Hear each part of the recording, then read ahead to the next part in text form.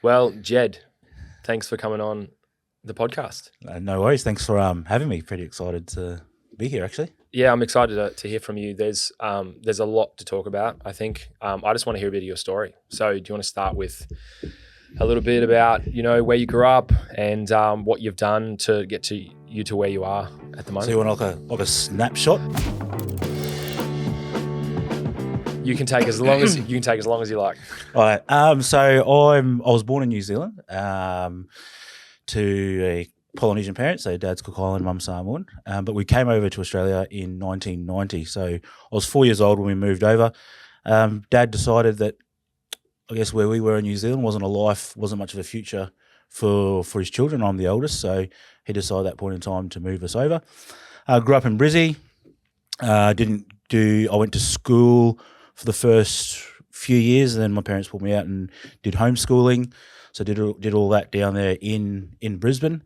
And then after that, we sort of travelled around a little bit, moved where did I go to? Oh, actually came to Gladstone. So I went to the States. In 2001. Went to the States for 9 weeks. So back then, like my parents were pretty heavily involved in church, and Dad was a pastor. He'd been on staff. And so I thought I'd follow in his footsteps. Didn't last very long. So I actually went to the States, had a mate who was over there from Australia doing Bible college. So I thought, I'll go that path, and kind of thought I'll go into the pastoral sort of roles. So I went there and sussed out Bible colleges, came back, and when I got back to Australia, my parents had actually moved to Central Queensland, so they moved to Gladstone. And at the time, they'd said, what are you going to do? And I thought, well, maybe I'll just follow the family. So that's how I ended up in Central Queensland in 2001. It was, so back end of 2001. And yeah, spent a few years in Gladstone. Parents moved on to Rocky. I didn't follow through. And yeah, went back to Brisbane. And then in 2011, got married, had our first daughter. And then we moved to Wollongong, and I got into underground mining down there. Did that for a couple of years. Till we pretty much we finished up the contract with the mine site we were at. And if I wanted to stay with the company at the time, we would have had to go to Mudgee, which was, we went for a look and decided it's probably too far away from everyone. We were already away from family being down in New South Wales. So we came back to Queensland, actually came back to Rocky, and we've been here since 2013. 10 years. Yeah, it is 10 years. Yeah, it has been 10 years. And then sort of just created a life here for ourselves with my ex-wife at the time. So with Emma, and we had another daughter in Wollongong. So we had two children. They're now, 12 and 10. So yeah, if one's first year of high school, the other one's back end of primary school. So yeah, it's been an interesting journey. And then obviously there's been a whole range of things that's happened. That life throws at you, challenges, that sort of thing. So in 2018, my ex-wife and I separated, and at the time we weren't sure what was going to happen. But at the start of 2019, we sort of decided, this is it. We'll go our separate ways.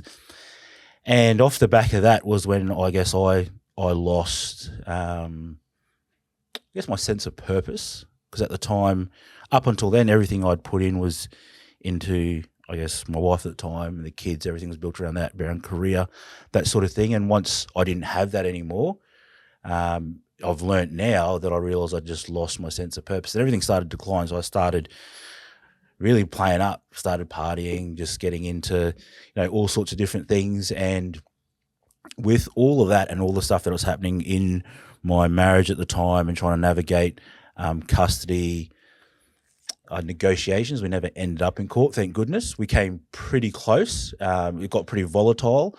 And, I guess as parents, at the time, I thought I was doing what was best. She thought she was doing what was best. But really, we were just two individuals competing for the same thing as opposed to what the needs of our children were. So got to a point where we were, we're going to mediation, and we were still pretty heated. And I was on the mindset to, we'll go to court. Let's take this court, finish it off. I think she was of the same sort of mindset. Well, if he's not going to do this, we might as well just go there. And remember just sitting at work, and this old bloke said to me, who I was I'd become pretty good mates with, and he said, mate, there's a long game to play.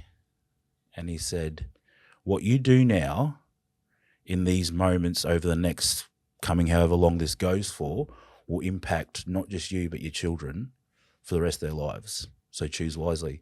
And that stuck with me, because when he put it in that perspective, I was like, wow, some of the choices I was making, or some of the decisions, or some of the things I was trying to call, I thought were about the kids, but if I dug really deep, they're actually about me. What I preferred, what I thought should be happening, and what I thought she should be doing, and I had no right to actually be dictating, right, or trying to choose. Like, we're not married, we're not together, but I'm still trying to impose or dictate what I think should happen in her space. So when he said that, and he said that to me a number of times throughout our course of working together, and once he said that to me, I thought, righto, so how am I going to do this? How do I do this differently? And I ended up just writing her an email saying, hey, is there any chance? I said, I think, we owe it to not just our children but ourselves. I said, we've had these children together. We did love each other on stage. We were married. I said, I believe that we owe it to our family unit to actually can we sort this out? Can we just, I think the words were, can we just put our weapons down long enough to have an adult conversation just by ourselves? And I said, if you don't think we can, we'll get a third party. I said, but I'd love to just have a conversation and sort all this out as opposed to going down the path that we're heading. Thankfully, she agreed, and it was just like, she said, this is what I've been waiting for, hoping that we can actually sort this out. And so we did, and it was a really good, I think, process. It was a good process to go through, because by the time we got to mediation, we actually had what was fair for the children. We had the 50-50 sorted out. We sorted out who's going where, how to work around my work rosters, how it worked for her, because she's studying, she's nearly finished, but she was studying full time, teaching. So how that I could support that, as well as being a dad who's working away and coming in and out. So it was good. That was a good experience. And it was good to actually be able to sit down and just work it out and go, actually, we've got the same values and same goals in mind. We've got to put some of our own, I guess, ego, especially for me, mate.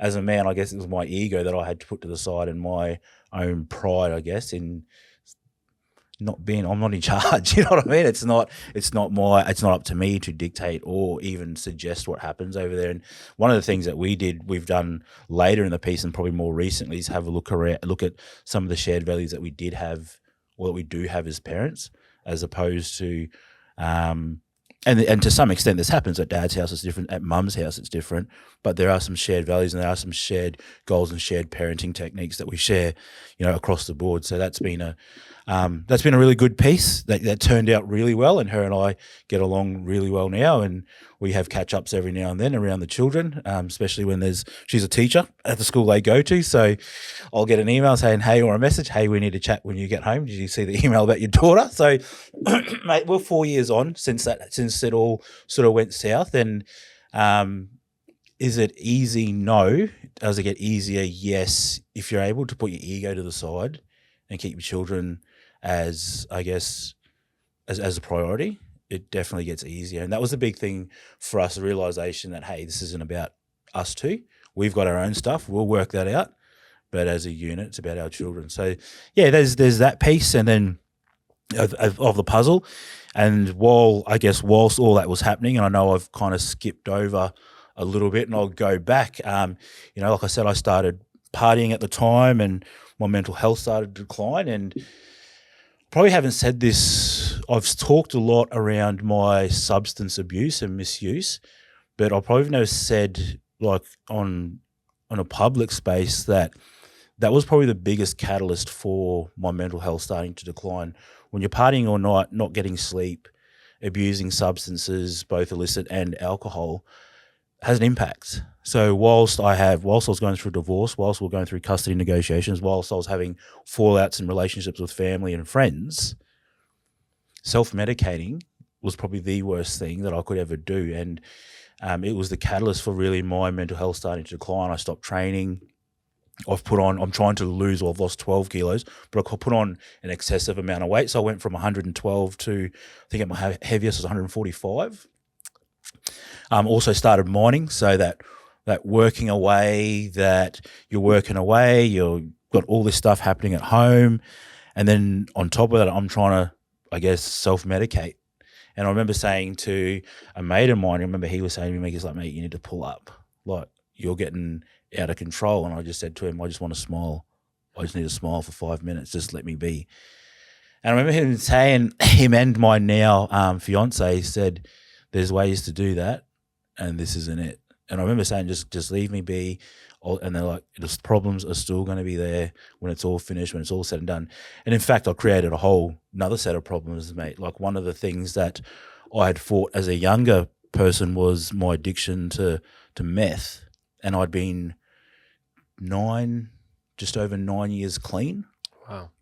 I was just over 9 years clean when everything started to go south and I started getting caught up in drinking, going out and partying.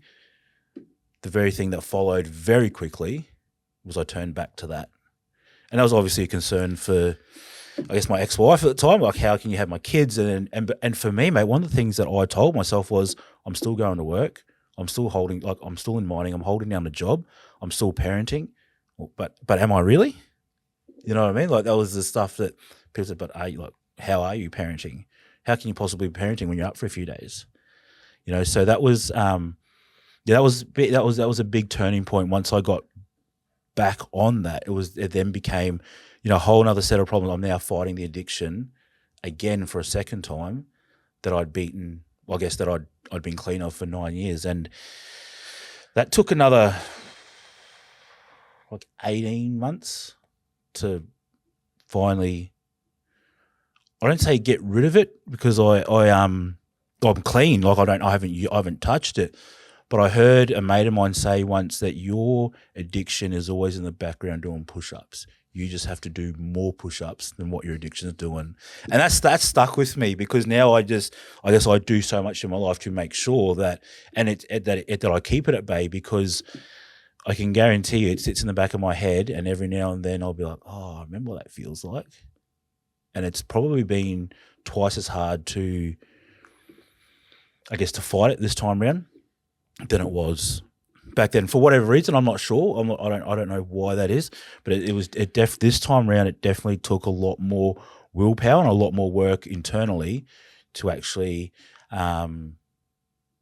be done and get rid of it. So yeah, it's been a huge battle. Been a huge battle, been a huge journey, I guess, but one that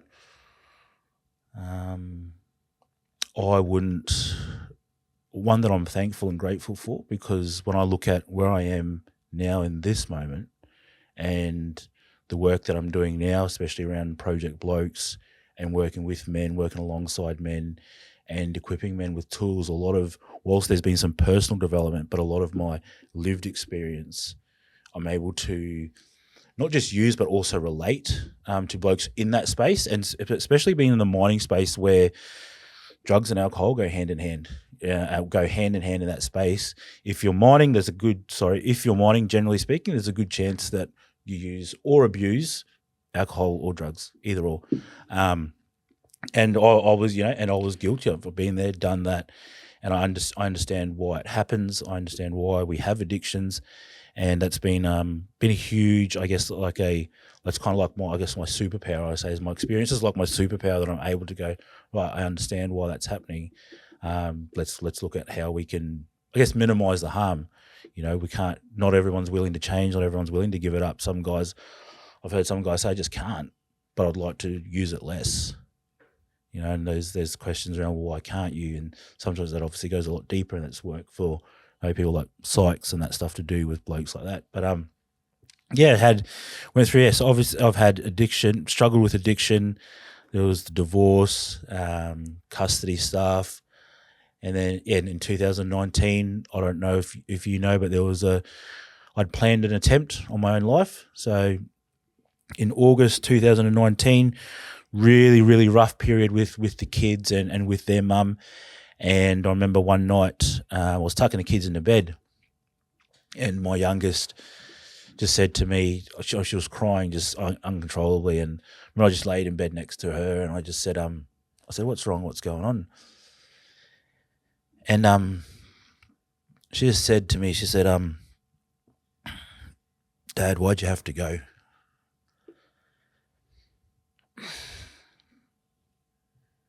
Now inside I just broke as a man, as a dad. And I remember her just sobbing and said, "Dad, why do you have to go? Everything got so dark when you left." And I just broke inside, and I just thought to myself, look at all the pain you are causing. Oh, man. Look at your daughter. And I had my eldest, she was on the bunk above. I could hear her just crying softly.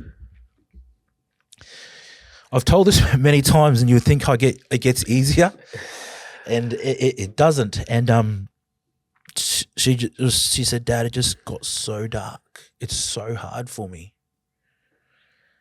And I just held her tight, and I just said to her, "I love you. I'm so sorry." I said, "One day, Dad will explain to you what happened." Mate, in that moment, it was just as if my entire world came crashing in, and everything that was happening, all the stuff going on within relationships and with my children and family, I just said, they're better off without you. Look at the shit you are doing. You're ruining your kids. Your daughter's in, she should have been 6. You know, look at her. She's broken. I remember I walked away and I just went, righto. You know, people talk about suicide like it's like it just happens, and sometimes it does. But for me, at that point, I'd reached the point of going, actually, everyone's better off if I'm not here. I'm actually the problem. And I just went, righto, so what? So I actually changed. So mine was planned. So I changed passwords so that I had the one password for everything. And my partner and I think someone else in my family knew a password. And so I changed everything, got everything in order. I checked my my insurances with my super to make sure that I had all my beneficiaries, everything was in order. And I just went, righto, when I go to work, this is it. I'm done. And it wasn't, the thought of giving up didn't occur to me. It wasn't a thought of I'm giving up. It was actually the thought of I actually just need to get out of the way so that these guys can live. And so a few days later, I remember just packing the car, and I remember just saying to myself, just be calm. And for people who watch this or listen to this and have experienced something similar, there's this overwhelming peace that comes over you because the end is near. It's the pain is gone. You know your family, and this is how like silly it sounds, mate. But my family are going to be okay, right? Like that's like how silly does it sound? That to me though makes perfect sense in that space, in that moment, in that time makes perfect sense. When I have a look and reflect, I think, mate, you are about to cause like all hell is going to break loose. You know, there's going to just be so much heartache and devastation. But in that moment, the logical part of your brain is so skewed to what's actually the reality of what's happening that you just lose all touch with reality. And so anyway, I remember packing the car the morning that I was heading to work and hugged my now fiance goodbye. Kids went to school. I came home, so I finished packing and left. I was supposed to get rid of my phone before I drove off, and I forgot about it. And I'd gone just past Gracemere. I was maybe 20 minutes into the trip, and my phone starts blowing up, and it's my fiance saying something's wrong. So she's ringing, and I'm like, oh no, the phone. Mate, for some reason, I just left it. My head said, chuck it out now. Well, it's like you've still got time to. I thought I'll just leave it. She's ringing. I leave the call, sends all these messages saying, hey, babe, something's terribly wrong. I can sense something's up. Where are you? Didn't respond. And yeah, got a series of messages. Then my best mate, who will be the best man in our wedding in 2 months' time, starts calling. And then I get a message from him saying, Breeze just got hold of me.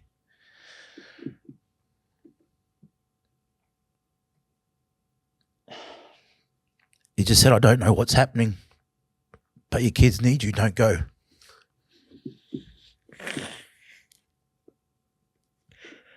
It was just enough, mate. Just enough. I stopped. I pulled over. And he kept calling. I took his call. And he said, bro, please just stop. Where are you? We know you're heading to work. Whereabouts on the highway are you? I said, mate, I'm only about 25 minutes out. I'm turning around. He's like, no, stay. We're coming to get you. And I said, I promise you, on my kids' lives, I'm coming home. So that was a really rough piece, man. I turned the car around and excuse me, sorry. Turned the car around, came home, and you would think that I'd go, right, something's terribly wrong. But I brushed it off. My partner Bree, she's like, we need to get you into a doctor. I brushed it off, and she works in that space, and she's like, no, you need to You're right. You need to see somebody. And me just being as flexible as always, went, nah, not happening. So that happened. And about a couple months later, I had an incident at work where I guess they call it like a panic attack, where I actually thought I was going to die. And I remember I was operating, and I just remember thinking like, I've lost my mind. I've lost my mind. I've lost control. I'm going to die. And this wasn't a suicide feeling. This is just a feeling of like, I'm actually just going to implode, like something's wrong with me. And the really interesting thing was that, again, that old fella at work that I was really good mates with, he pulled me up at crib time and he said, bro, you okay? And I said, yeah, I'm good. He's like, nah, you're off. I said, no, I'm good, as we all do. I'm sweet. And he's like, been with you a little while now. And I was like, no, I'm sweet. Anyway, went about my night. Right at the end, we were knocked off and it was actually home day. And I'm heading out the gate, and he just grabs me and he said, what's wrong? I said, no, nothing. And mate, by this time I just thought I've lost my mind, like I've gone crazy.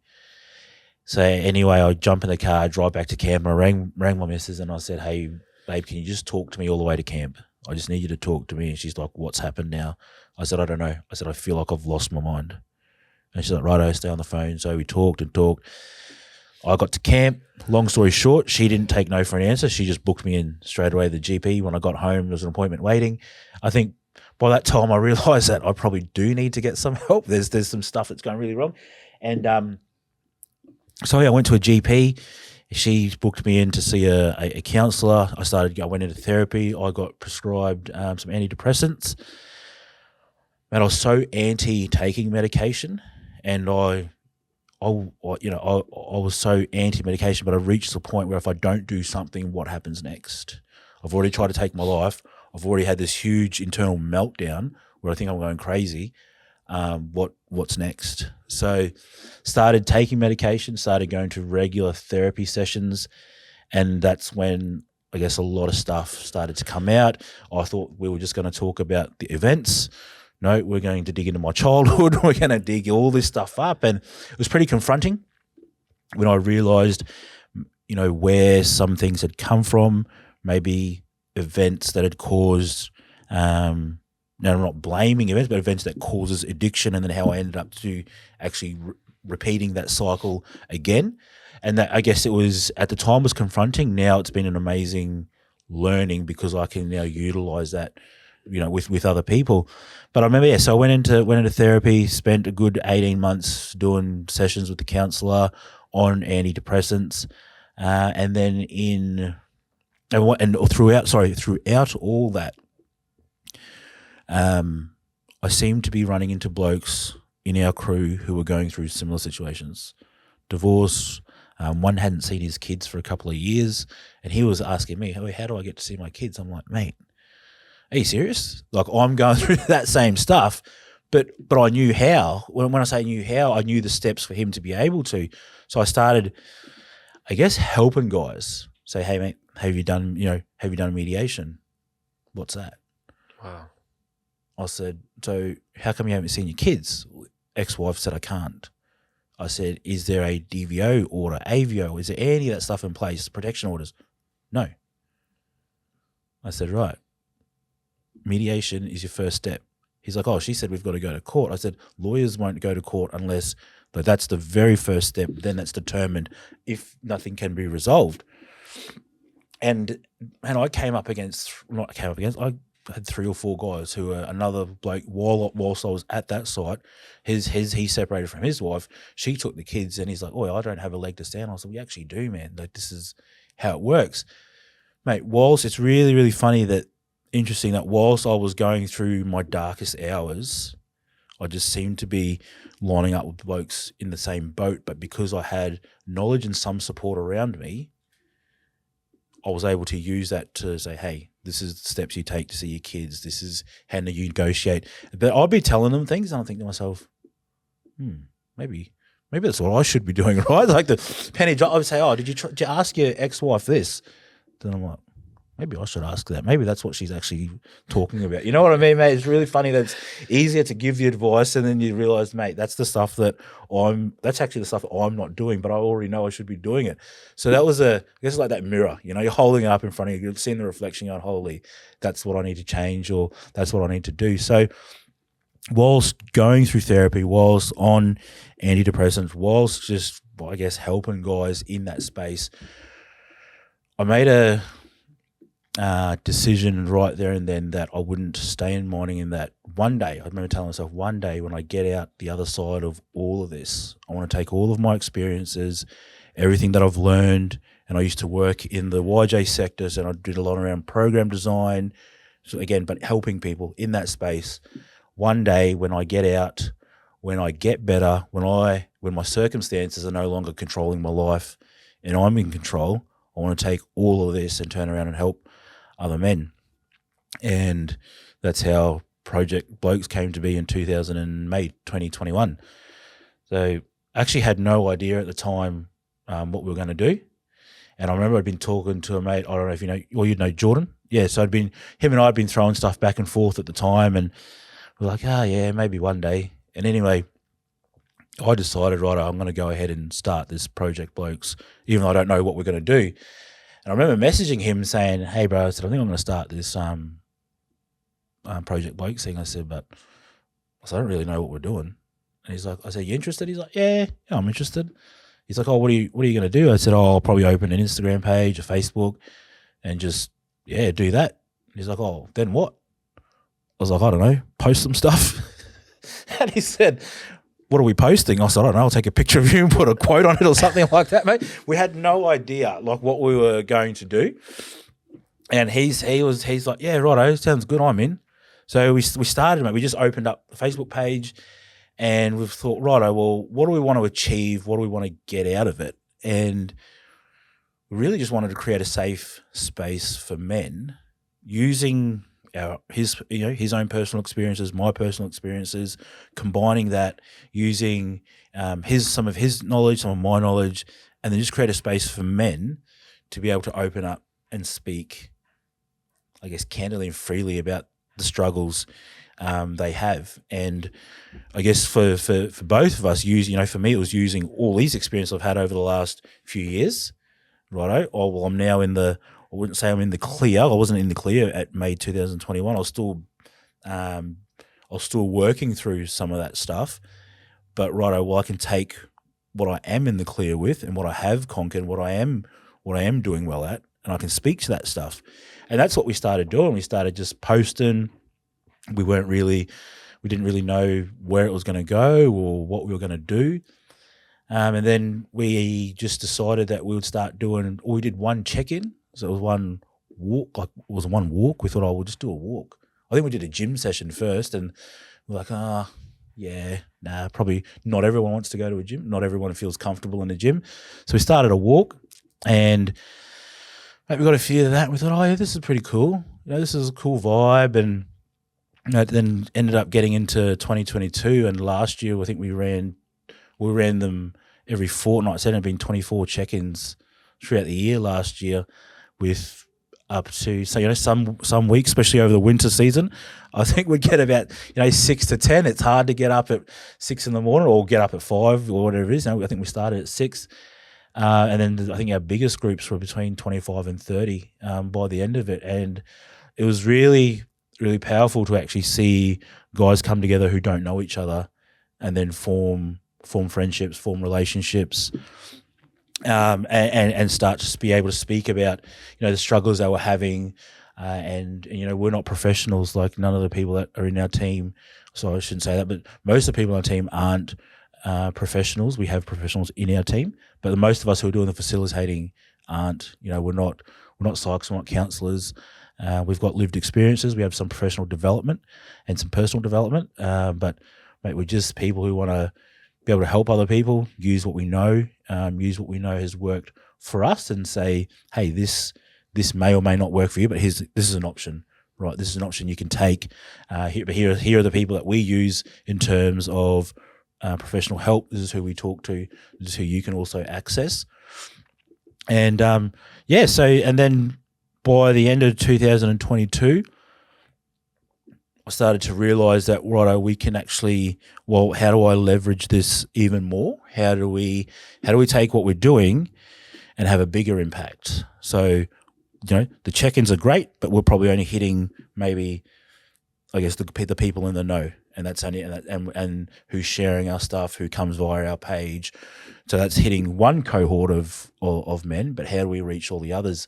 And towards the back end of last year, I started working on developing workshops, and they're a combination made of, so I'd done some program design when I worked in YJ with youth justice, so leaning on my professional experience, so how to set out a program, how to set out a workshop, but then taking the tools and things that I've learned along the way that worked for me and that I've seen work with other men, and go, righto, let's put this into a workshop.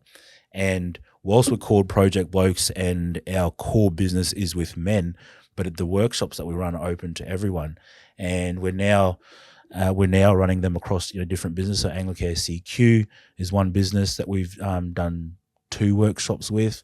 Horizon is another. I guess a big one that we did earlier this year, and another medium-sized company just come on board as a corporate partner, where we'll be running workshops across their crews for the next 12 months. So, mate, for us, it's been about how can we take what started in 2021, and then how do we keep evolving? How do we keep on creating a bigger impact?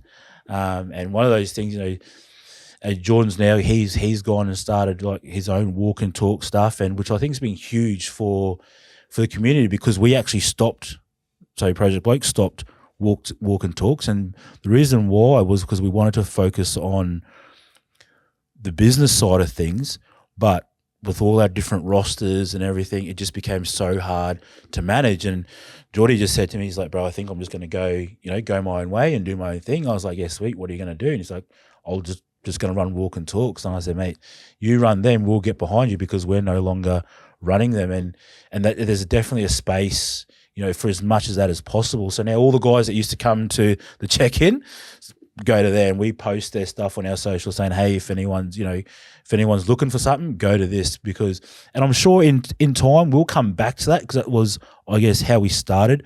But right now we're trying to use what we started and expand that even further, expand it into mine sites, into business, into the corporate world. And that's kind of where we're headed, because whilst our core business, like I said, is men, but mental health and mental illness and well-being and wellness affects everybody, affects all genders. And if we can empower and equip one person, or who can take those skills and go on and help someone else, then that's what it's all about. We don't have all the answers. We don't have the tools. We've got some stuff, but we can definitely share it with you. And if you can take it into your space and use it, which is what we're trying to do right now, is really upskill our team that we have at the moment, and upskill them in being able to deliver some of the workshops, because at the moment I'm the only person who can deliver, basically because I design them. But now a lot of the stuff we're doing is upskilling our team so they're able to deliver, because they all move in different spaces. We have a couple of guys in mining,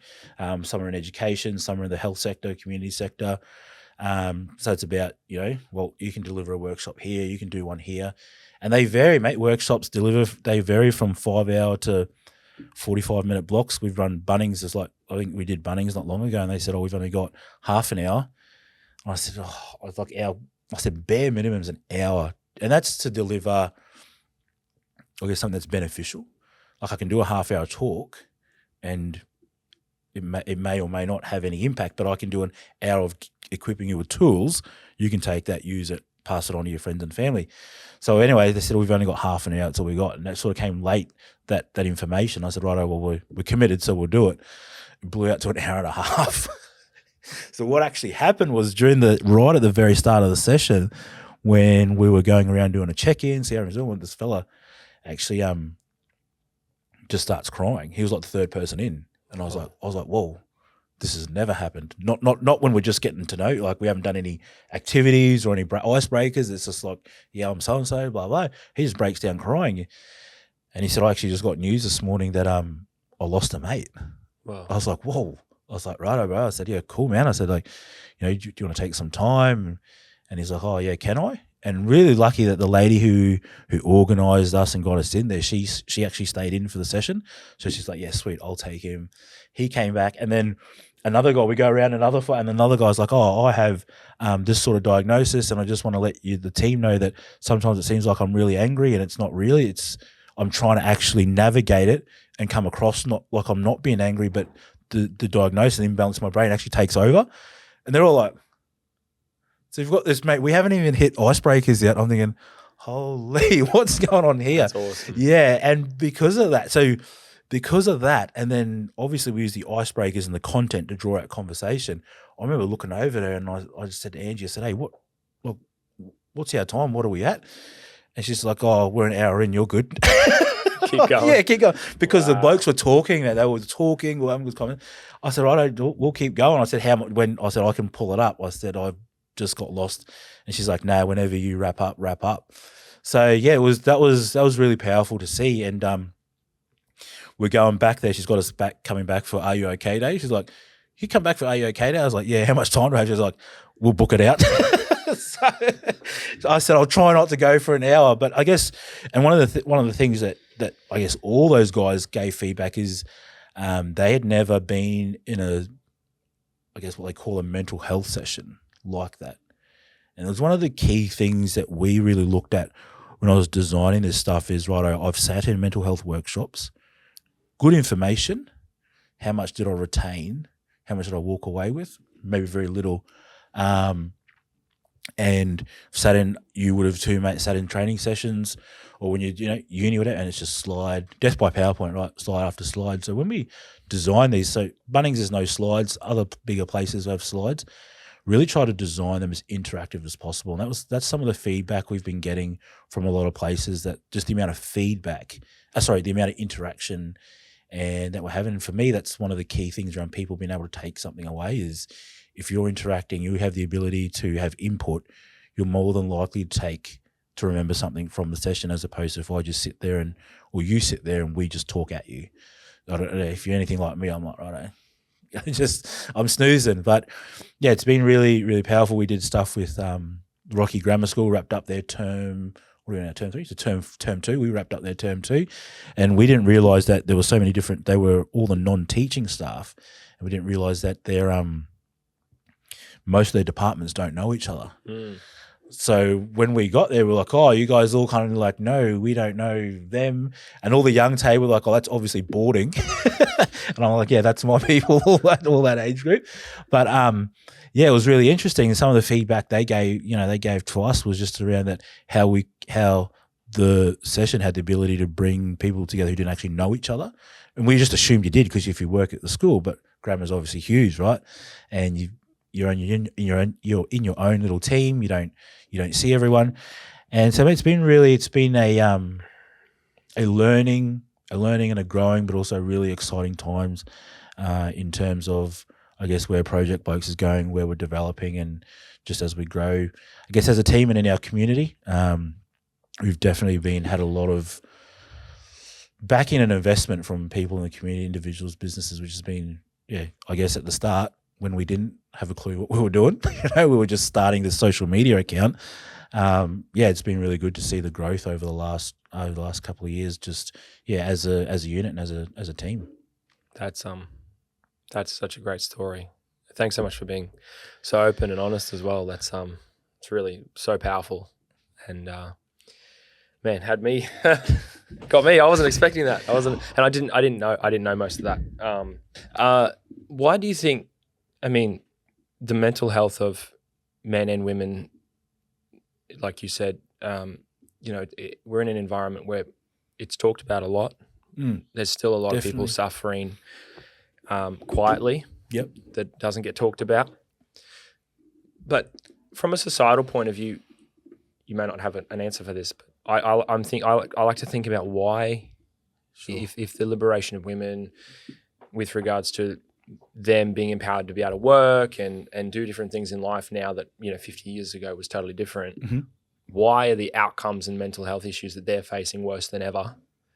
And say for men who are like, again, you can do anything, be anything, whatever you want, but people are suffering, and the mental health outcomes of people are going down as a society.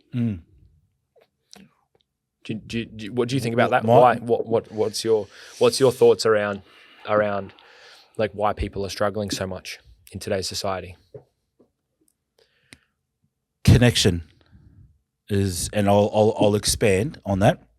I think and this is, people may not agree with this, but I think if we trace things back to, say our ancestors, our great grandparents, right, back to much smaller communities. So whilst we're yes, in our modern day society, when we're liberated, there's more freedoms and we've got more, is an equal playing field for men and women.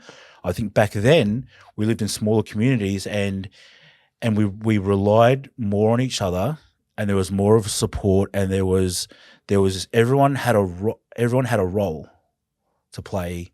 And I'm not saying someone will take this the wrong way. I'm not saying that you must cook and you must go to work. That's not what I'm saying.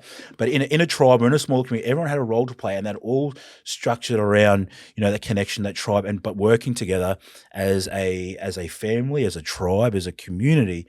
What I think has happened over the in modern day society is we've gone so far away from that. And it used to be you used to have to get for your tribe. Now it's get for me. Now it's I need more of this. Before we had to, and I'm not in any way saying we need to go back to that, but we can definitely emulate that in ways in the way that we live in a modern day society. But what I'm saying is there's a huge disconnect now between, back then we got things because that's what we needed. We as a unit, as a community, as a tribe needed this, and it was a much bigger picture. Now we're just in our own little box, getting as much as you can. And should you get as much as you can? Of course you can. There's no reason why you can't. But I think we've lost that connection between that. And I think because of the roles, because now it's like, well, both mum and because of, I guess, living costs, and there's so much we could go into, but both parents have to work. That's like the society and culture, we've been kind of forced into that. There's not too many. Generally speaking, there's not too many families now where just one can work and one stay at home. And I'm not in any way saying that that's what should happen. I'm just saying it's a lot harder to navigate these days. And I think that with the mental health, you talk about the mental health stuff, and I really think it's come down to that connection and understanding where our role and where we fit in society, whether that's in our tribe, in our community. That's kind of my short answer. I've been reading about individualism, and that's essentially the foundational element of that, like that you just talked about, and it's the me focus rather than the tribe or community mentality. I think there's, you mentioned that you grew up, your dad was a pastor of a church and things like that as well.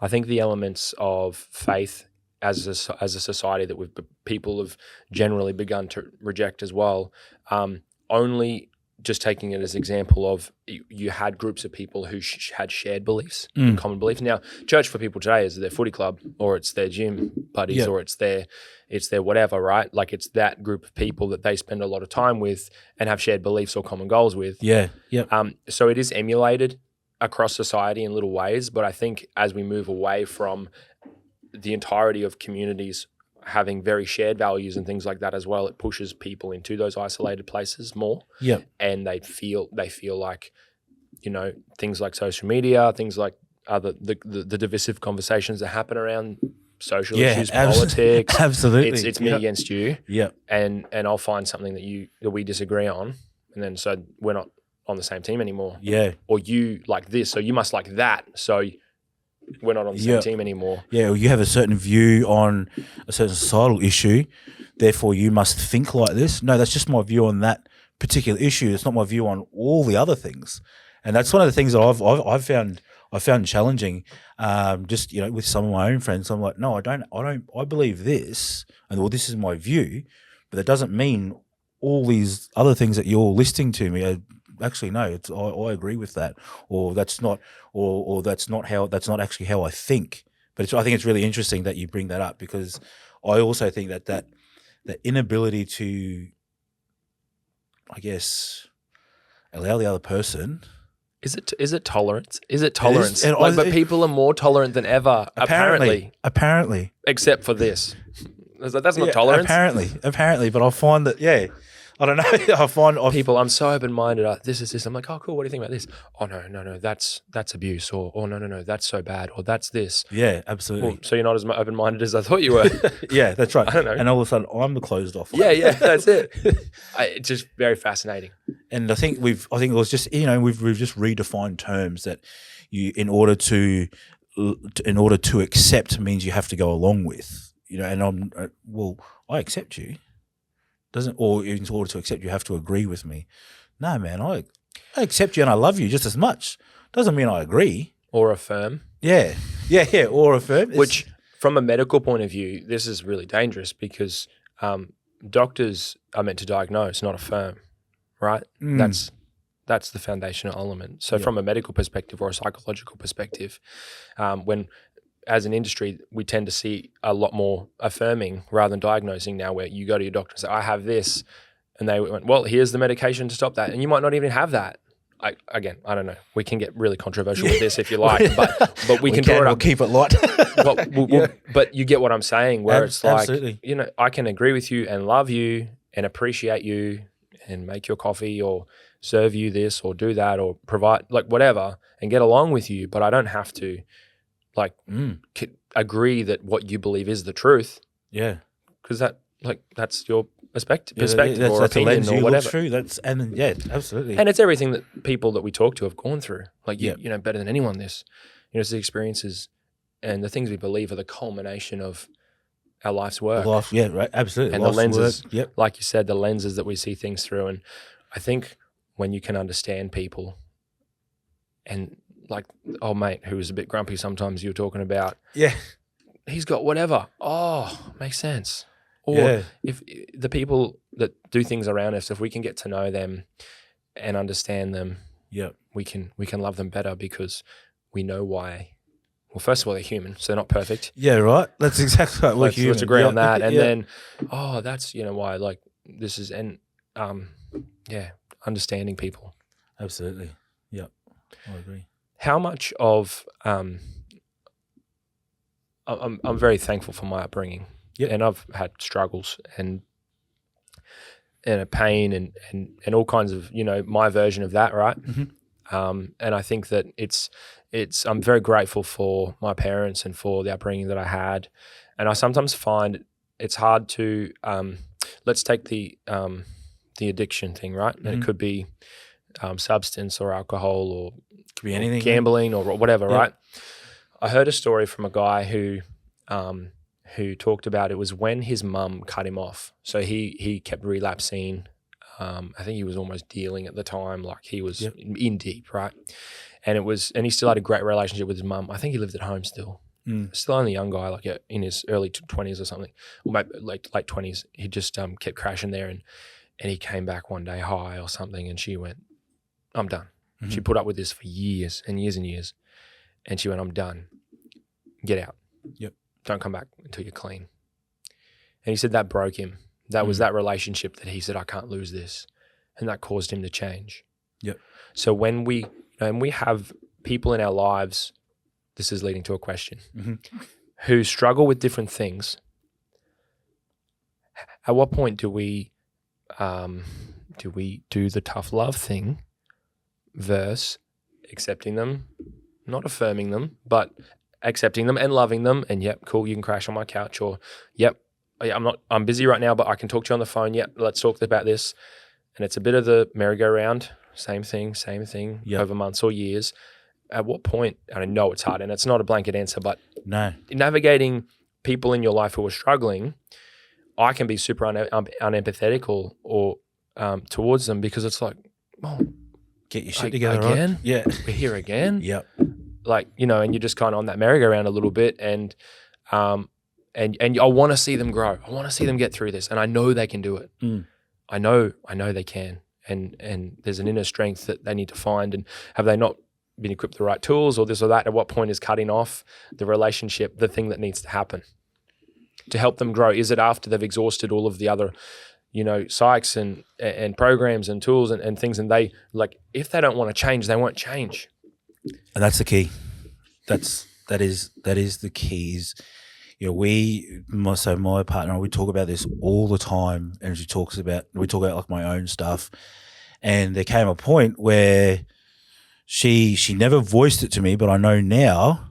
She was like, if you didn't get that sorted, we're done. Because she'd had enough of the, well, I'm up for 3 days. Whatever, I'm spaced out, I'm not sleeping, then I'm sleeping all the time. There's only so long she could put up with that. So she never voiced it to me, but now since then though, she's told me there was a point where she said she'd already decided that if I didn't get it sorted within, I think there was like a couple of months she'd walk, because it was, you said, when do you know? Before it starts to take a toll on your own personal life. Okay. Is when, if you're the person who is, I guess, the one that's supporting, or you are their go-to, mate, that takes a huge toll. And something that we teach, in our workshops, is that you are number one, as in your health, your mindset, your spiritual health, your physical health, your mental health is number one. You cannot give out. You can't give out of an empty cup. So for me to answer your question is, before it starts to take a toll on your personal life, and now for us as a family, we won't help people if we don't have capacity. We no longer feel obligated. And I'll give you an example. Last year, I got a crisis inbox come through. My brother's got a suicide, blah, blah, blah, what do I do? Now, you can see messages before and I thought, at the time I can't remember what was happening, but we had a bid on, and I just went, I just didn't open it at the time. Now, the caring part of me and the empathetic part of me and the helper of me wanted to open that immediately and say, what can I do? But at that point of time, it was my family who needed me. We had something on who needed me, and I needed to be plugged into what was happening. As soon as I do that, I'm giving, and where I should be given into my family. And this isn't so much about, I guess you asked about, hey, when do you cut them off? But it was just knowing that now's not the right time to take this. And so I had to wait for, I think it was a day before I actually opened up and said, hey, look, I'm not in the space to be able to assist. Here are the crisis numbers. Please call them and let us know how you go. I'll touch base with you next week. And I think it's just really being boundaries probably is what's coming up for me right now, boundaries. So you asked, when do you know it's time to cut them off? No, and that's a strong term. Yeah, sorry. You know what I mean? And no, that's okay. But when to say, hey, yeah, my physical support stops now. I'm going to have to support you from here. Sure. And to me, that comes down to a boundary, just knowing where your boundary is. Going, once it starts impacting me this much, that's where it ends. I just didn't want it to be like, old mate's cutting off his friends. I tried. I just know that has to kick in at some point. And like you said, maybe it's okay. That's a good line. That's your boundary, is when it starts to affect you in a negative way. Yep. And and the reason why I say that is because I was guilty of it when I was working with young people, and I had all good intentions, but I was working way outside of my personal guidelines, and my professional guidelines. And when I say I wasn't going against anything, but I was working after hours. Was I doing a good thing? Sure. Was I helping people? Sure. Was it a good thing for them? Sure. Good thing for the community? Yeah. But where should I have been? I actually should have been at home. Not running around 10 o'clock at night.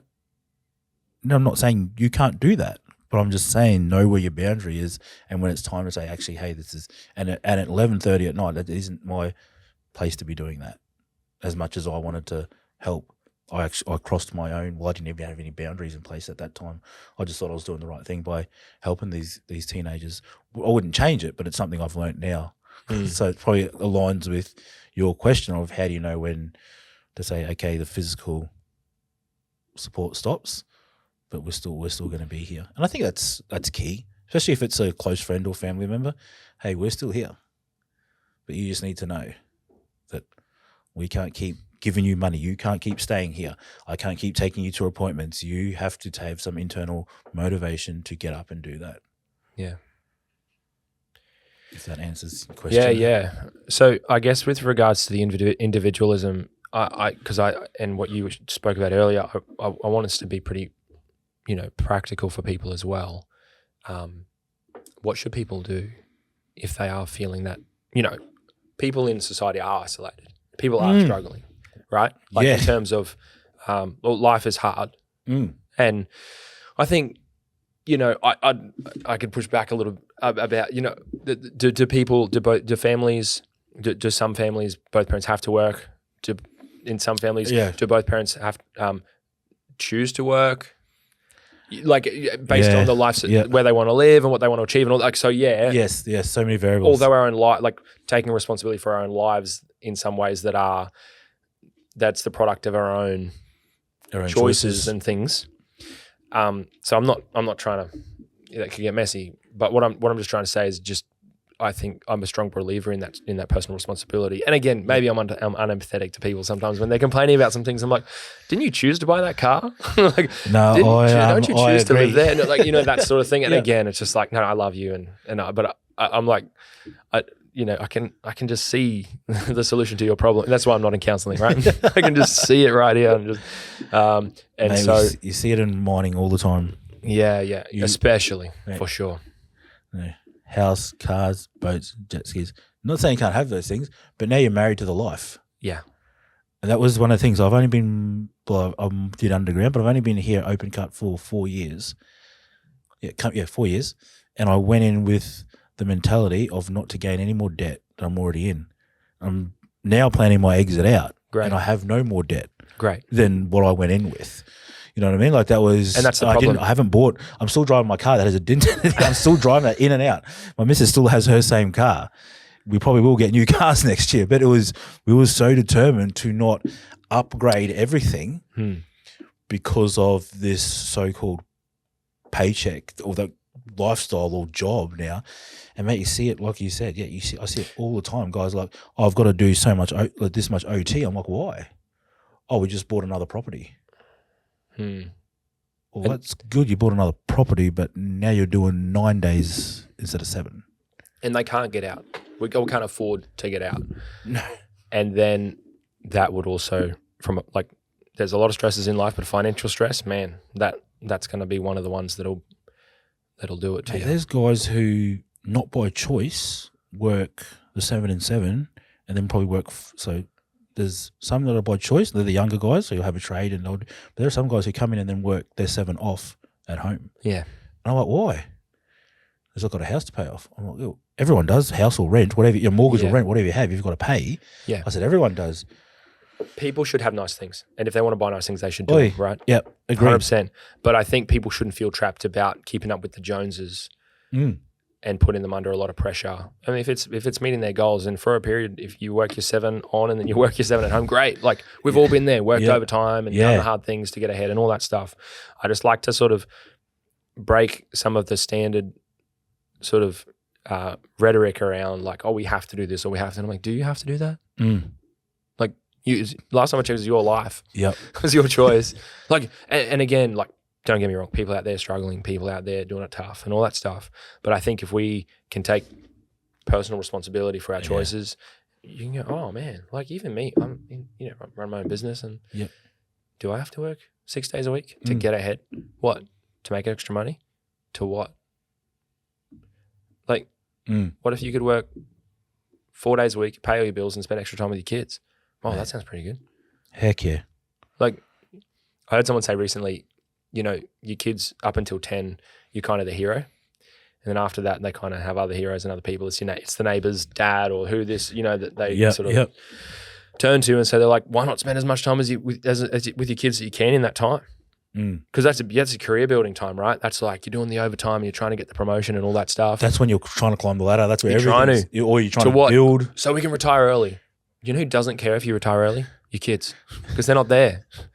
We can retire at 50 if we do this. Yeah, but you can retire at 54 if you if you drop your kids and pick them up every day. Yep. And you know who doesn't care about those 4 years? No, your kids, because they're not there. They're not there. Yeah. I just like, and I'm like, oh, and this is this, again, societal cultural mentality where we're like, everything's climb the ladder and do this and become this. And no, more for what? More for me, more. Why? Because I have to, I think. I don't know. We get trapped in that competition, competing, and you would have seen it. I definitely see it. I fell into it. I've been there. Yeah. I've been in that mentality. But funny thing you say, like, same here. And so, like, one thing for me is, and this might sound super weird coming from a bloke who's 38 years old, but I love fashion. Ooh. Love fashion. I'm not really that fashionable today. It's just shoes, jeans, and an oversized polo, right? But I used to spend a lot of money on shirts, belts, pants, shoes, and I still have nice things. But at the time when I was doing a lot of this spending on clothes and always buying certain button-up shirts and certain T-shirts, it was all for a look that no one actually freaking cares about. I still love my fashion, but today it's just an oversized polo. And now, like, do I buy nice clothes? Yeah, if I want it, I'll buy it. But back then, and this is not long ago, only a couple of years ago, I was buying just for a look, and because I wanted to look a certain way, And it's been since when I went into a lot of personal development, work on myself. I'm like, oh wow, like. All for my ego, all because someone can say, "Oh, I like that shirt." Really, that's all. It's just shallow, right? And that was a realization, man, I've had in the last couple of years around. I was actually that's not competing, but it was to just look a certain way, so someone or one of my mates can say, "Oh, where'd you get that shirt? I like it." Really shallow validation. I heard a psychologist talking about the spotlight effect. And the spotlight effect is this thing that we carry around today for some reason. It could be social media, it could be, I don't know, a whole bunch of things. But it's where you think people are notice more. You think people notice you more than they do. So, for example, you spill coffee on your shirt. Oh no, everyone's gonna think that, like, that's what you're. Oh no, everyone's gonna think I'm a slob. Everyone's gonna. Yep. You walk through the uni campus or you walk through your workplace, whatever. Like, guaranteed, most people just won't even notice. Yeah, and probably don't care. When in your head you're like, oh no, my day's ruined. Yeah. Yep. And no one even noticed. No one even processes that you've got that coffee stain on your shirt. They got their own stuff. Yeah. They think everyone's looking at them. And so it's like the nice clothes. Yeah, I wear this for me. Yeah. I wear this because it's comfortable. I wear this because I like this thing. I like, and dress sharp and dress well and myself. But I think it's just I love asking why. Yep. And then if you're doing it for you, great. But don't do it for others. Nah. It's like the worst possible. You end up living a life that's just like empty. Yeah, that's right. That particular doesn't stop. Do it for your wife. Dress how she likes you to dress or something, because that's loving her, right? Yeah, that's or whatever it is. Or I'm all about that. Yeah. But beyond that, who cares? Yeah, absolutely. Otherwise, it's just you'll be forever seeking validation. You'll never be fulfilled ever if all our validations are coming from external sources, or the praise or the comments from other people, or so that we've got something like them. Not saying that we can't have it, man. Go for it. If you want it, have it. For sure. Get it. I'm saying is what I guess what I'm talking about is the why.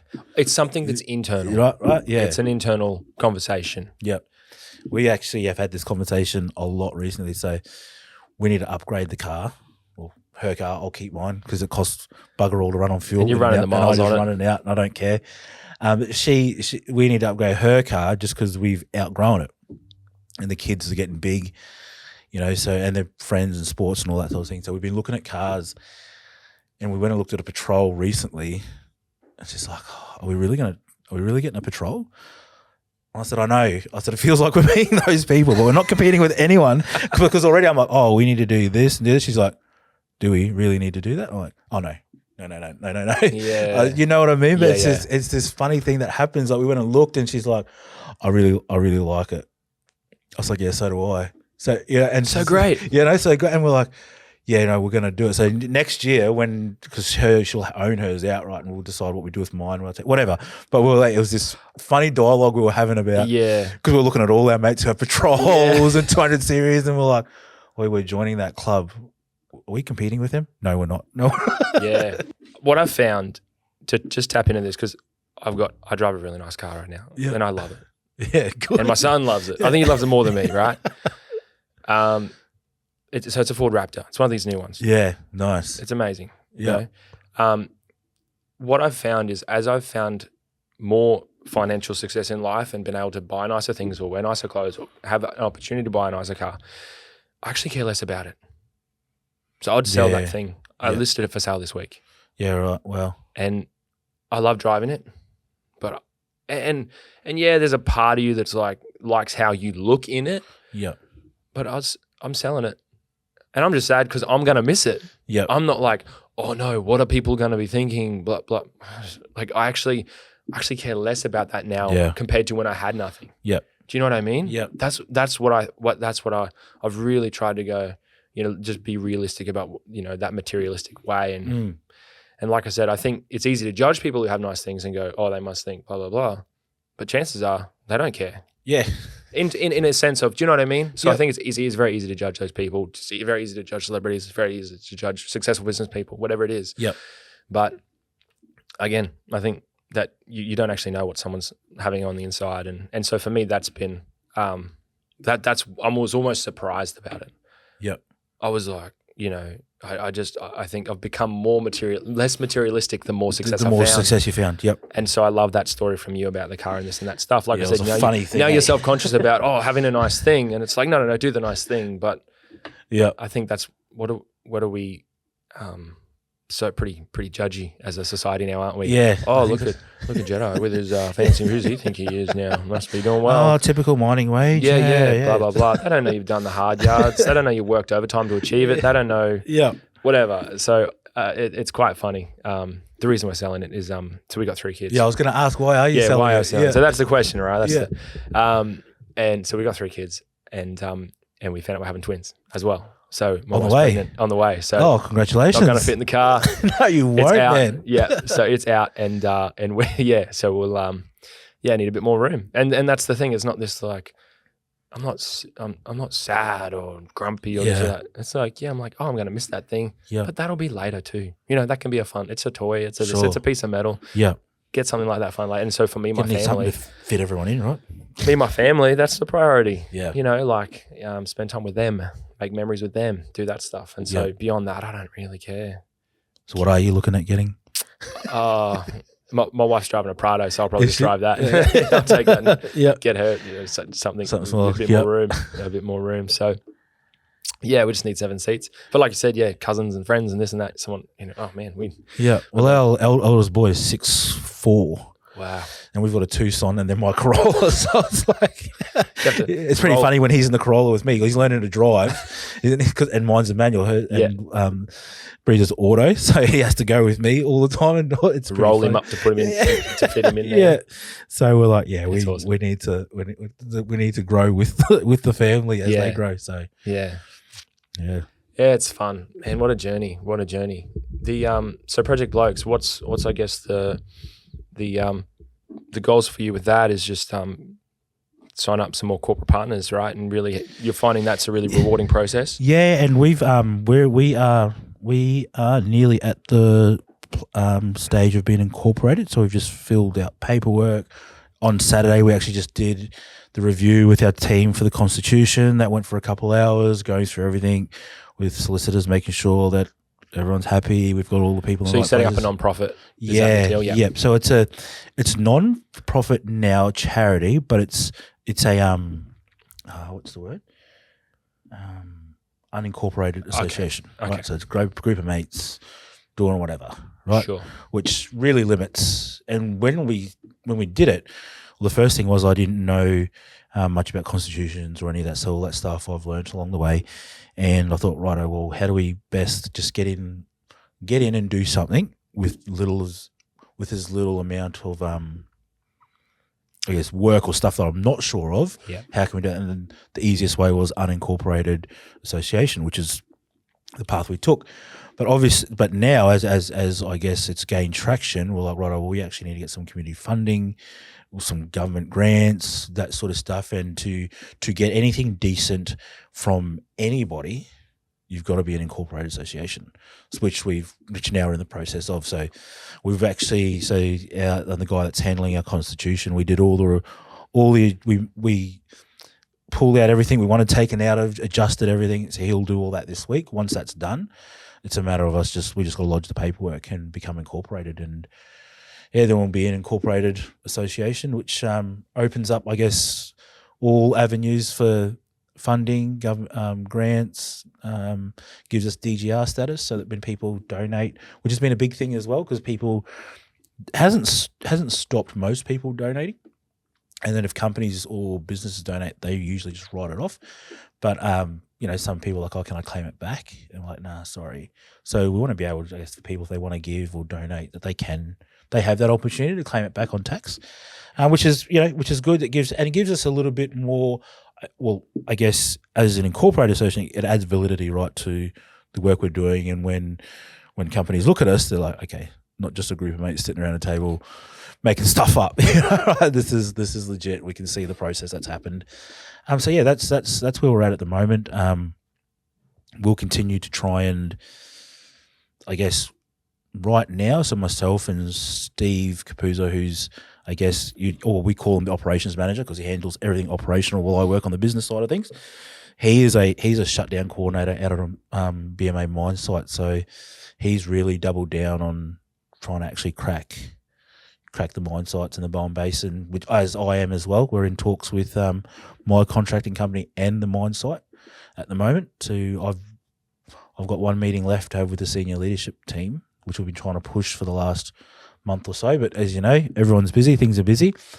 But they've got all that stuff, and I looked and I said, we're interested, we're keen. We just need to have this meeting and sort out whether we take you on board, what that looks like, and all that sort of stuff. So I guess that's the piece we're really trying to nail down, is getting corporate partners, align ourselves with them, and then just get everywhere into the Bowen Basin. And I guess that's that part, the mining part, and then there's obviously all businesses locally that we're that we're working with, that we've done stuff with, and try and build partnerships with them and do as many workshops and check-ins and that sort of thing with as many people as we can, and really try and equip not just men but women as well, equip everyone with tools that can support their own mental wellness. I think one of the things that was really important for me when I was designing these is I wanted to give people practical tools that they're likely to use with minimal output, if that makes sense. So what I mean by that is, when you ask somebody what's a good way to look after your mental health, most people go, exercise, go to bed early, eat healthy, drink less. Cool. How many of those are you doing? None. Awesome.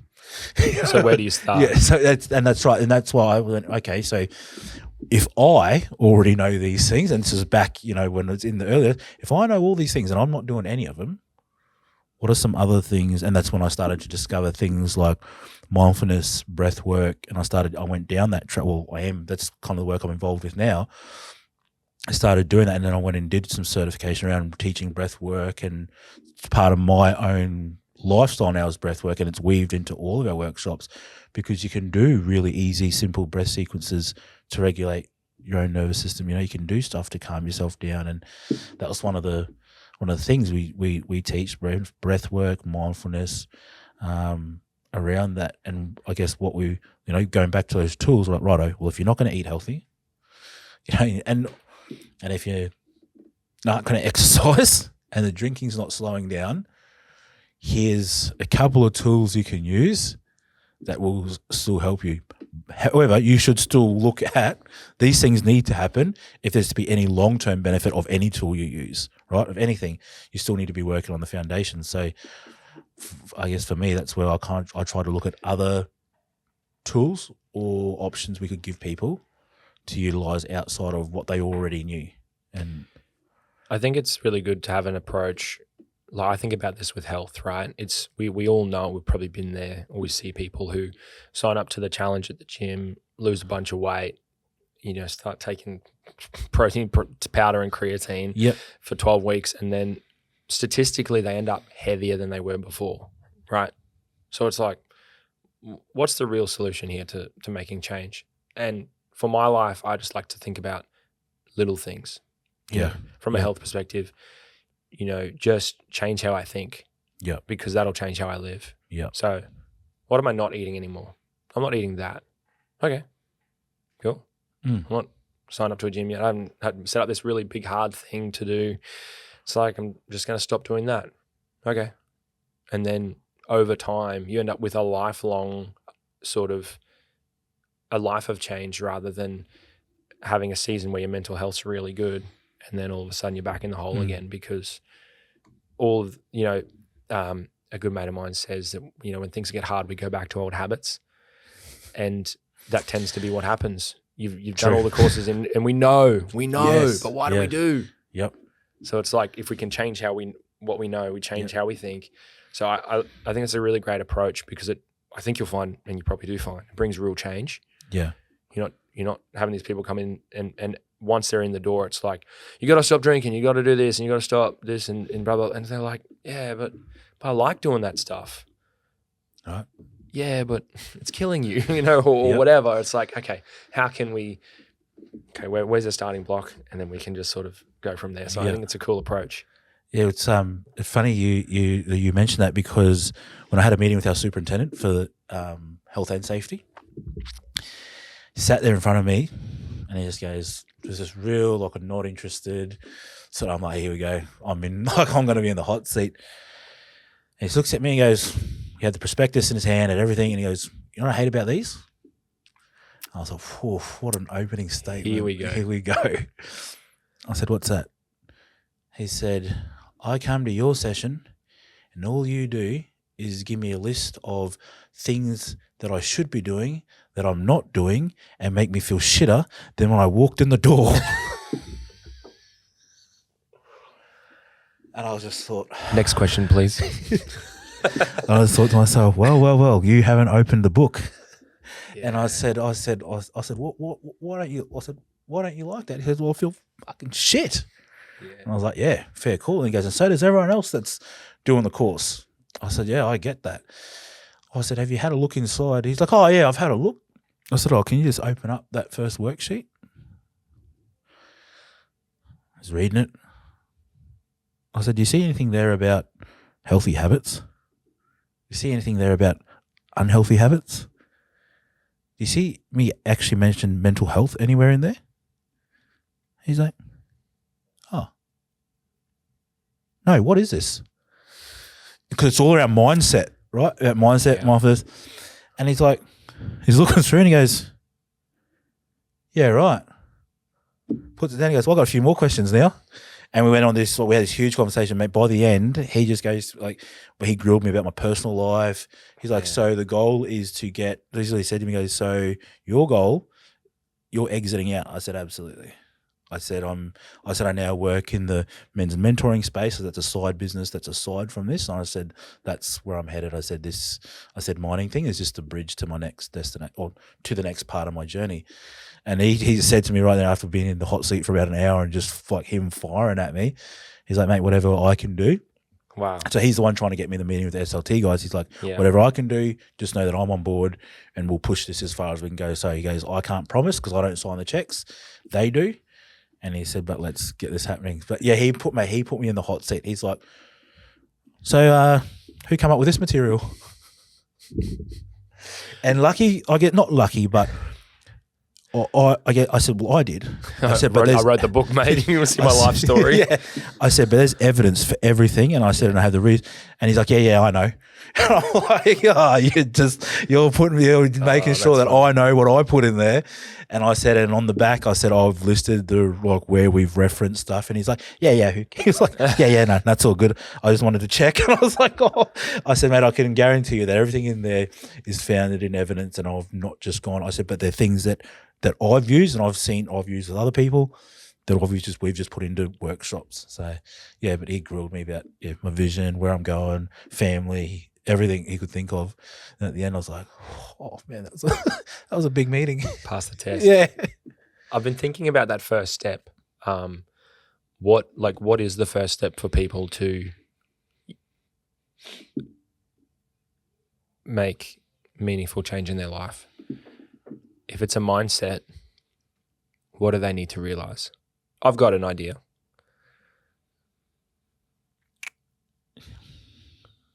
Yeah, you have to know.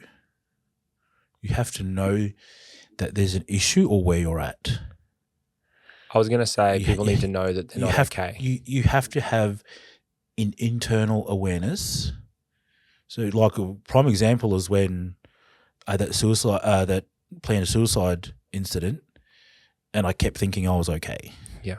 I freaking wasn't, right? But everyone else around me, like, man, you're not okay. I'm okay.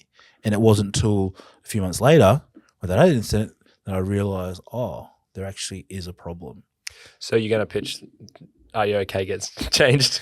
Are You Okay Day gets changed. I'm Not Okay Day. not as catchy, is it? No, it's not as catchy, but I will be changing the way I present an Are You Okay session to Bunnings, to be honest. And I think we're doing our site. Well, they actually just said, can you run something? And I said, we're already booked for Are You Okay Day. They're like, maybe we could do it later. But yeah, look, those things were great. The intentions behind everything are great. But there needs to be, you ask what is the first step? The individual has to have, otherwise, it's a bit like that cycle of theory of change. You have to know that there is a problem that you want to change. If you know there's a problem you don't want to change, then it's not going to be nothing's going to happen. Oh, knowing that we're not okay, accepting that, and you have to want to. Hey, you have to really want to. And lots of people say they want to because they think they want to. But you have to want to in here. Like here, in the deepest part, in your soul, in your heart, you have to really want it. Because in here, you can rationalize everything out. It's a bit harder to do that with here. You're a thinking man. You can logically categorize, compartmentalize everything. Oh, no, I'm actually okay. But if you come into your heart, what's in here say? No, these can say very different things. I read a book called Man's Search for Meaning, and the guy's name has escaped my brain, but he says if you know your why, you'll figure out the how. Yep. And this guy was in concentration camps during World War II in Auschwitz and stuff. Like I've heard of the book. Heavy. Yep. Frankl or whatever. That's just stuck with me. If you know your why, you figure out the how. Yeah, absolutely. So if you know why you want to change, psychologist I like listening to, he talks about how if you have to be more afraid of what happens to you if you don't change than what will happen if you do. If you do. Like people, like we're comfortable. Yep. Things. Well, Jordan Peterson said that, didn't he? That's Peterson. Yeah, that's Peterson. He's a controversial guy. Sometimes I don't like bringing him up. My kind of guy. My guy. Sorry, mate. No, my guy. Shouldn't have said his name. My guy. It's fine. Yeah. And I think that's what we need to be visualizing is, and accepting is what happens if I don't change. And it's a scary, scary thought. What happens if, as a dad, right? Oh man, I got to get better at that. I got to not lose my temper so quick, or I've got to be more patient, or I've got to this. What happens if I don't change? My kids may hate me, grow up with a dad who yelled at them, and oh man, and the picture of not changing and then the circumstances that creates, like, man, I've got to do something about this. I've got to do something about this. And that drive, the real. I was thinking of sometimes, especially in winter, it's hard to get up early in the morning. Heck I was yeah. thinking of doing like an AI thing of like Photoshop, like making myself really like, I'm talking like massively overweight and pasting my face on this body. Yep. And putting it as my screensaver. So when I go to snooze my alarm, I just see that and go, that's you if you don't get up. Do you remember there was this ad? There's this TV ad, and this is how I first got into the gym years ago before I made choices and went downhill. And it's what actually got me into the gym was there's this bloke walking along a road, and there's like this timeline. And as he gradually gets older, I wish I could. I'll have to Google. I wish I could remember what the ad was about. But he starts off quite young and fit, and like 20s, 30s, 40s, and by the time he's like 45, 50, or he's just hugely overweight. And I remember watching. I was overweight at the time, thinking it was before I had children. I thought I do not want to be that guy. And that's how I found the gym, and I fell in love with the gym, and just went, man, I don't be walking my kids to school, or walking them in the gate in prep or preppies or in grade 1, thinking everyone's going, oh man, geez, poor kids, and I'm like, man, I need to get off the couch and do something. And that's how I started my journey into gym. Was I'm like, righto, well, what do I do? Go sign up, I guess. And it was that very ad, because I kept seeing it come up, and I went, yeah, I don't want to be that dad. I think going back to that original idea of individualism as well, what you were touching on there was you weren't doing it for you. Mm. The drive to provide, you work overtime, or when you do it for you to buy more toys, it's a bit empty, right? Sure. Like it can be fun and Absolutely. rewarding and all that Yeah. stuff, and you do, but like when you were talking then about like why do you want to be a fit, able-bodied human, it's for your kids. What's like long-term fulfillment, right? Yeah. As opposed to short-term satisfaction. Yeah. And I had a great couple of conversations on this podcast with dads. And when they talk about their kids, you just see this glow in their eye. It's awesome. Yeah. And I said in another episode, I really feel like my life began when I had children. Mm. I honestly feel that way. Life had more meaning. It was like in black and white before. It's so cliche. It's so... But It's cliche, but it's so much. But it's so accurate. There's so much truth to it. there's just like, oh, And this what is what it's about, and then so doing hard things became easier. Yep. And whatever, and so I just, man, it's just so beautiful. And that again is a societal thing. It concerns me. People are having less kids. People aren't having kids. Some people can't have kids, and, and that's another issue. But it's like, as a society, we're pushing away. Oh, like kids just get in the way. Kids just, I can't live this fun life, and yada yada yada. Like, and again. Do you? But yeah, not against what you're doing. If you don't but have you thought about it? Yeah. Go into an older people's home and you talk to the old people there. Yeah. Are they lonely? Hell yeah, they are. They are lonely, and then and none of them regret having. Oh, I wish I had less kids. Probably most of them wish they had more. Yeah. Yeah. And hindsight's 2020. Yeah. And it's hard right now, but man, if you can see past that, I have a definition I like to run on called for maturity, which is delayed gratification. Used to hear my father say that to me a lot. Didn't Sorry. learn it. I have now. So I think about that as a principle and try to teach it to my kids, but Yeah. that's it. It's delayed gratification, and Man, in today's society, having kids now is hard. it's tough. But later on, Yeah. oh, man. Man, I just wrote a piece, and the way my social media at the moment, for the most part, is structured the way it's been done is I've structured it, and I just wrote a piece on fatherhood, my introduction to fatherhood. Cool. So it was terrible. Like I was terrible, Yep. wasn't ready, all that sort of stuff. Fast forward now, where now I guess between my partner and I, we have 5 kids, and my firstborn is 12 years old. Our eldest is 23, and we have 1 grandchild, which they actually arrive today for a week, which will be good.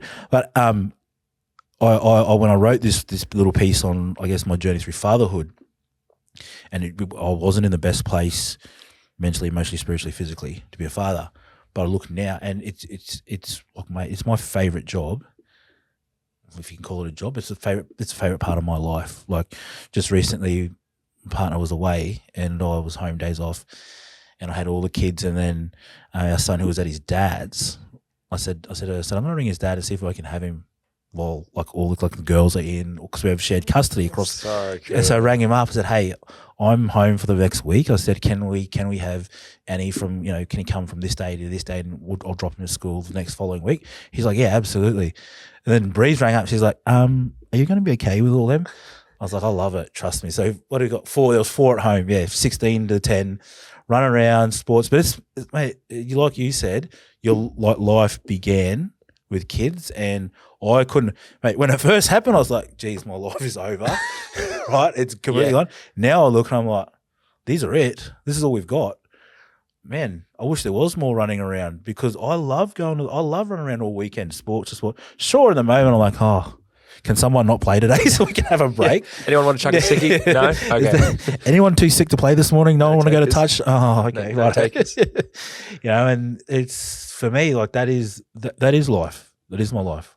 Running around with them, following them from sports, picking them up, school stuff, movies in the lounge room. That's what it's all about for me. So good. It's so good. I'm trying to break stereotypes too. I take our 3, they're 6, 4, and 2, and I try and take them out. I'll take them to Woolies, that's probably not a good decision. Like, it's hard, right? It's hard wrangling 3 kids at the shops. Yeah. But taking there, and the looks I get from people, and it's almost offensive, like a dad out with his kids. And people are like, oh, well, you got your hands full, blah, blah, blah. They wouldn't bat an eyelid if my wife was doing it. Probably judge her because one of the kids is acting up or whatever. Hanging out of the trolley. Yeah, or they're running off, like touching the fruit. And but me, I get this like little, like, oh, wow, good on you. I'm like, this should be normal. Yeah, right, yeah. Like, why? Like, I just, I love to break those stereotypes with people, and people are probably well-meaning in it, but there's quite a stigma there, like a weird stigma there, where, like I said, they're probably not, that I'm getting affirmation, my wife's getting judged. Poor you. Yeah. It's poor you, but if you never really thought of it like that. Like so it's true. Whenever I can, I'm like, honey, I'm taking the kids out. I'm going for a walk. We're going to the park. We're going to the shops. And, sometimes just to give her a break, at home, or whatever. And sometimes she's like, nah, I'm going to come, I think that what she wants is time alone.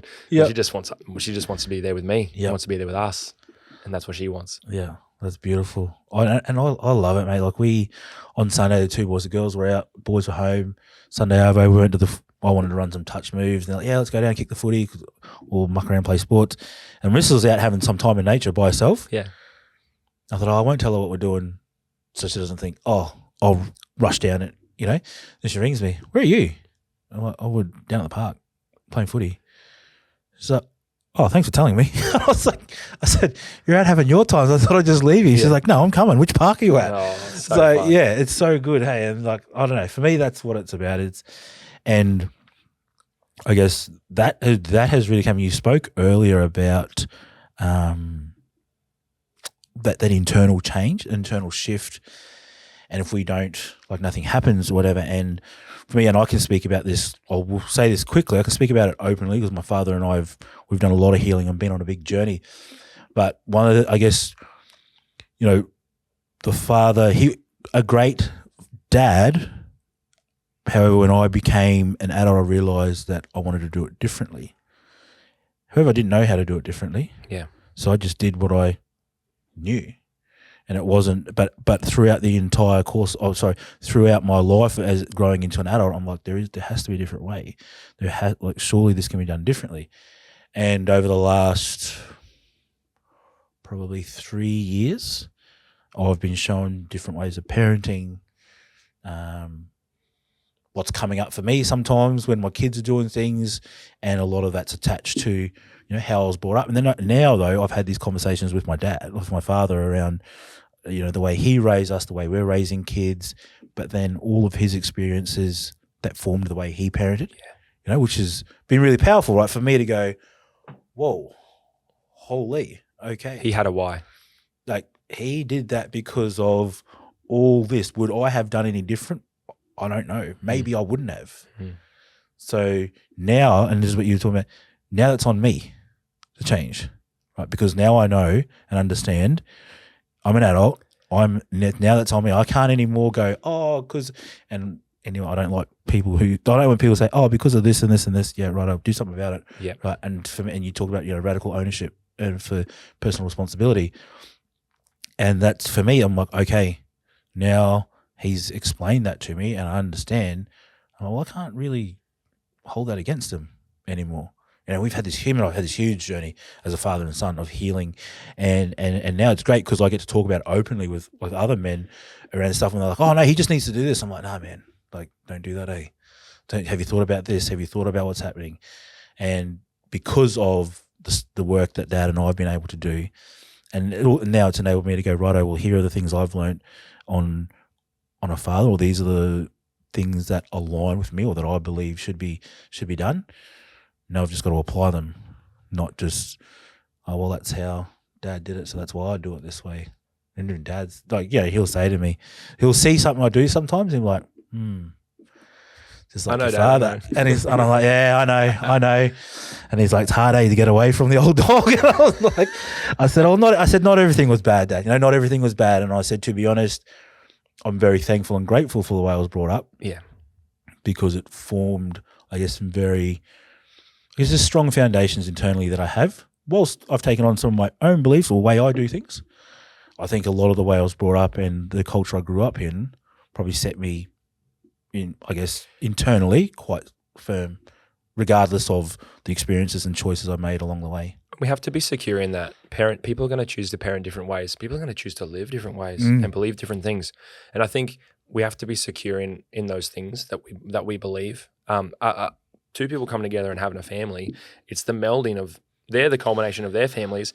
And now anyone knows who's, you know, had kids with someone else, man, that's this whole, you're blending your belief systems about things. And, you know, you get together and you think you're on the same page about stuff and you have kids and you're like, whoa, we see things totally differently. We need to kind of compromise in a good setting, in a good way. Compromise growing up felt like a bad word. Like it was not a good thing. Yeah, everything's about compromise. Everything, you know. You have to, right? Yeah, you have to. The coming together of that, and some people, you know, turn away from what their parents did and just do the opposite.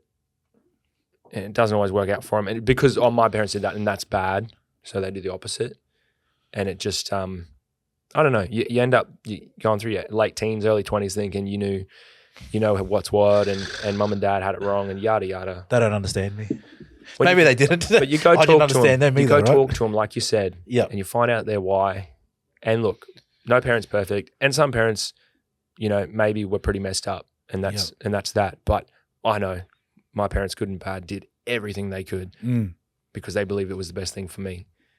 And I got a lot, and that's what I'm doing for my kids. And my kids are going to probably grow up thinking, "Oh, Dad's boring because this, and he's a party pooper because of this." And guaranteed, guaranteed. And we'll be like, "Man, just think when I was a kid, what I had to go. And you guys got it easy." And then I'm just waiting there for them to go through their 20s and they have some kids and go, "Oh, well, how's that going for you?" You know, like, man, we'll moved into that phase. But yeah, you're absolutely right, mate. Absolutely right. And it's been a really like awesome journey with my father. Just been. I guess that part of me, that fatherhood, really grew after him and I went through. You know, we had some of those really deep conversations, and some of the stuff he never even knew about me. But then some of the stuff I never really realized about him. And I guess when you become an adult and you grow and you start to realize how things impact life, you realize it's not just. My dad's not just been an asshole because he was an asshole. It's perception. You interpreted something a certain way. I had a teenage lens over. And he had his reasons for doing stuff, but that's the beautiful thing. Let's just get together and talk about it. Yeah. Man, so powerful. You made what do you say? Some people go away from, and that was me right before I had kids. Yeah. Okay. I'm never going to do that. Yeah. I'm never going to do that. Why would I do that? Look at me now. I would never do that. Yeah. Now there's some things I will never do, but I can guarantee you the basic principles for how I parent now it has come off the foundations that I was taught and raised in. The foundation, very foundation. Boil everything down, it's still the same. Nothing new under the sun. And that's what's crazy. I remember leaving the hospital when I first had a little daughter, and I'm like, "That's it? No instruction manual? No this, no that." You're putting her in the car seat, like, is this legal? Like, it's so weird. What happens next? Does anyone know? I mean, I heard someone say it's kind of funny. Like, how did we? You know, why did God make us this way? You know, the people can have kids on accident. Like, it's not technically an accident, but you know what I mean? Like, there have to be some sort of litmus test or prerequisite for, you know what I mean? Like, these are humans we're talking about. Yeah. Wow. Everyone's going to make them. Oh, well, not everyone, but, you know. It's about equipping. Yeah. And you know, you become a parent, and I don't know, you think you know everything, but man, I got to go read some books. I got to learn, and that's just like Watch some TikTok. watch some TikToks, some controversial. So we told our daughter she's Bub's maybe 12 weeks old now. I don't know. But before she's message my missus like, Mum, did you know blah blah blah? Bree's like, can you just get off TikTok? I didn't get on TikTok. You did. I've seen it. And she's like, okay, maybe I did. She's like, I'm telling you right now, there is no manual. I can tell you my experience with you children. Grandma can tell you her experience with us and the other grandchildren. But you will not know until you're in it.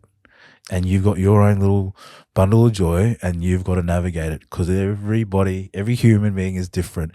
There are some basics. That's about all I can tell you. Mike The Tyson. rest you got to navigate on your own. One of my favorite quotes from Mike Tyson. He said, "Everyone has a plan until you get punched in the face." Right? Yep. And that is life. That is life. That is life, Plenty of punches in the face. dude. We could keep going. Yeah, I reckon we could. We'll call it. Yeah. Thanks for the chat. No, thanks for having me. It's Dude. been good. So, man,